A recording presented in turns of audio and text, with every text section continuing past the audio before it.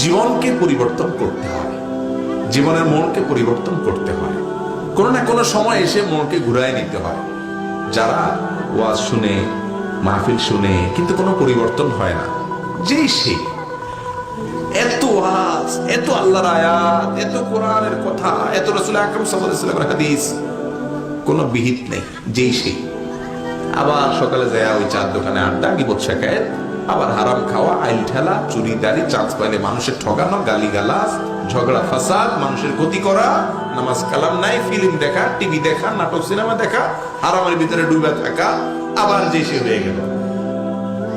এরপরে আবার ওয়াজের সময় আসলে মাথায় একটা টুপি টাপা দিয়া আবার বসে 2-4 ঘন্টা ওয়াজ করলো, এমনকি ওয়াজ শুনে যায় এমন ঘুম দিল, ফজর নামাজ শেষ 8টা বাজে উঠলো। আমরা বেশিরভাগ এই টাইপের মুসলমান না ভাইরা আমার। আল্লাহ রাব্বুল আলামিন কোরআনে কারীমে বলেছেন, ওয়ালাকাদ যারাকনা লিজাহান্নামা কাসীরাম মিনাল জিন্নি ওয়াল ইনস, বহু জিন আর মানুষকে আমি সৃষ্টি করেছি, তাদেরকে জাহান্নামে দেয়া হবে এই উদ্দেশ্যে। এদের জন্মই হলো জাহান্নামের জন্য। ওই যে কি একটা সিমেন্ট আছে না, তাদের স্লোগান হলো জন্ম সৃষ্টির লক্ষ্যে। আর এই কপাল পড়া মানুষ এবং জিনের জন্ম জাহান্নামের লক্ষ্যে। কারা তারা? লাহুম কুলুবুল লা ইয়াফকাহুনা বিহা, তাদের অন্তর আছে কিন্তু অন্তর দিয়ে চিন্তা করে না, ভাবে না যে আমি কি করছি। ওয়ালাহুম আ'য়ুনুল লা ইউবসিরুনা বিহা, চোখ আছে কিন্তু চোখ দিয়ে দেখে না, চোখের সামনে মানুষ চলে যাচ্ছে, হারিয়ে যাচ্ছে, আর ফিরে আসছে না, আল্লাহর কাছে চলে যাচ্ছে, অনেক ঘটনা ঘটছে, শিক্ষা নিচ্ছে না। লাহুম আযান ওয়া লাহুম আযানুন লা ইয়াসমাউনা বিহা, কান দিয়া শুনছে আল্লাহর কথা, রাসূলের কথা, কিন্তু ভেতরে ঢুকছে না। এই মানুষগুলোকে আল্লাহ বলেছেন উলাইকা কাল আনআম, তারা চতুষ্পদ জন্তুর মতো, লাহুম আযাল, বরং তার চেয়ে খারাপ। এদেরকে আল্লাহ জাহান্নামের জন্য তৈরি করেছেন। এজন্য আমরা জীবনের পরিবর্তন করতে হবে। কথা শুনলাম, আমল করার জন্য প্রতিজ্ঞা করতে হবে, চেষ্টা করবেন, চেষ্টা করে চলতে যাবেন।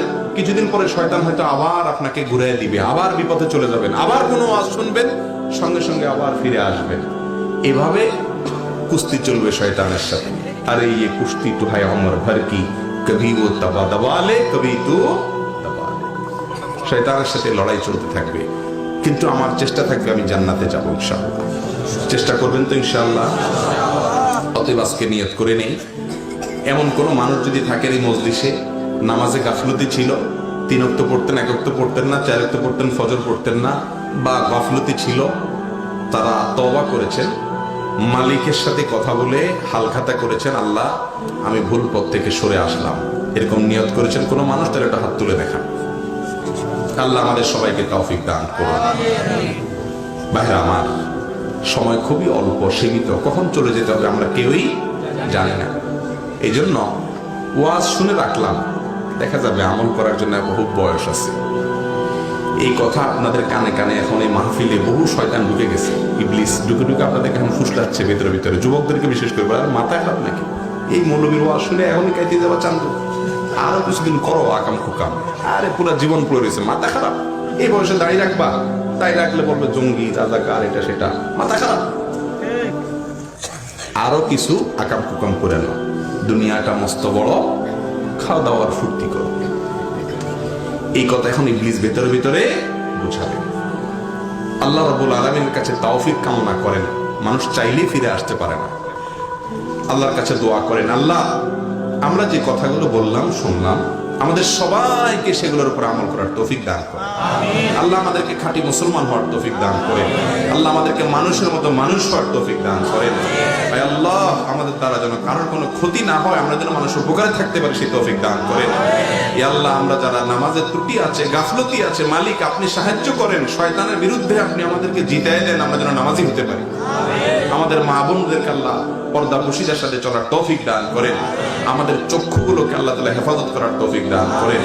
আমাদের এই সমাজকে আপনি সুখী, সমৃদ্ধ, শান্তিপূর্ণ, আল্লাহর অনুগত বান্দাদের, প্রিয় বান্দাদের অভয়ারণ্য এবং চারণভূমি হিসাবে গড়ে তোলার তৌফিক দান করেন।